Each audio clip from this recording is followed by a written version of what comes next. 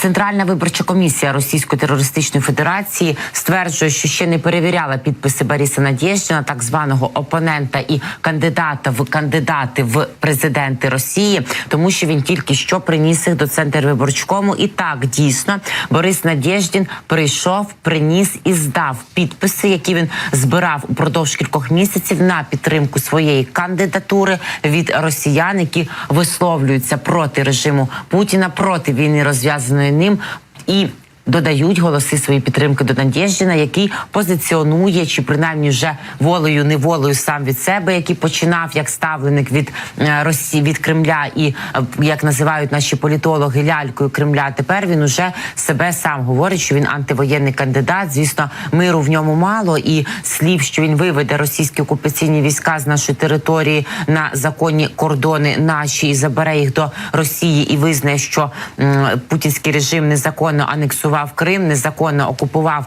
території Донецької, Луганської, Запорізької, Херсонської областей частини. Вони зовсім ніяким чином не мають жодного відношення ні до Російської Федерації, ні до її Конституції.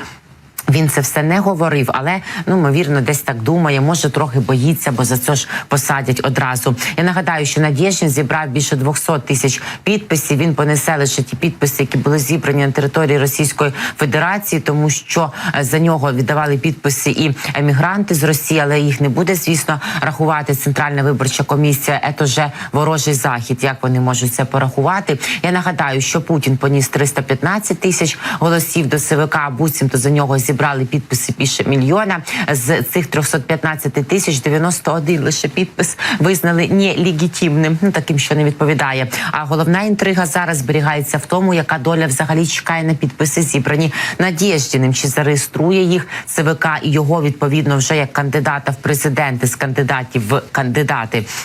Він здав ці підписи. Я також нагадаю, що напередодні стало відомо, що ручка доносчиця Путіна написала вже донос на Надєждіна. Некто, ізвісний доносчик Віталій Бородін, звернувся до Генпрокуратури РФ із проханням визнати Бориса Надєждіна іноагентом за те, що той критикує війну, та більше виступає проти курсу їхньої великої, недовеликої поки що держави та недоімперії.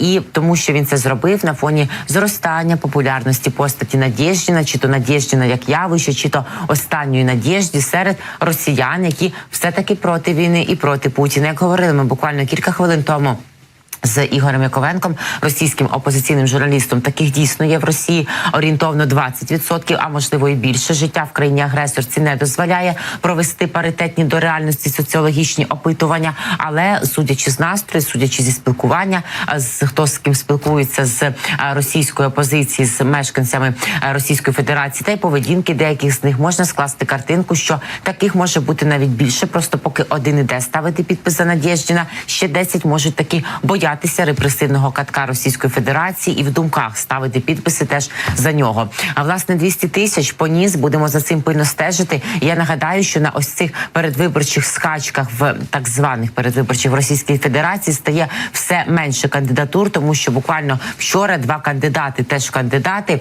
здали задню, не дійшли до цього напівфінальної крапки і зняли свої кандидатури з виборів на користь Путіна. 2 за один день. Ніхто Сергій Бабурін, який представляв партію Російський загальнонародний союз, він набрав 100 тисяч підписів, але каже, я ухвалив непросте рішення. За його словами, це був ось такий вибір його житті, і він інакше не міг, правда, зробити, тому що зараз в них обстановка ожесточеної війни Запада проти Росії. В них же ж там, бачите, в Радбезі РФ кажуть, що Запад з Другої світової робить все, щоб поработити Російську Федерацію. Раби. Раби, вони самі себе до такого рабського стану, а не ворожий Захід, розчарую, їх довели. Друга кандидатка, яка знялася з виборів на користь Путіна, стала Ірина Свиридова. Її висувала Демократична партія. Там повідомили, що вона не змогла зібрати необхідні 100 тисяч підписів. І таким чином go away виходить, значить, з кампанії. І вона вирішила, не зібравши, не ідучи далі, зробити що? Звісно, підтримати Путіна.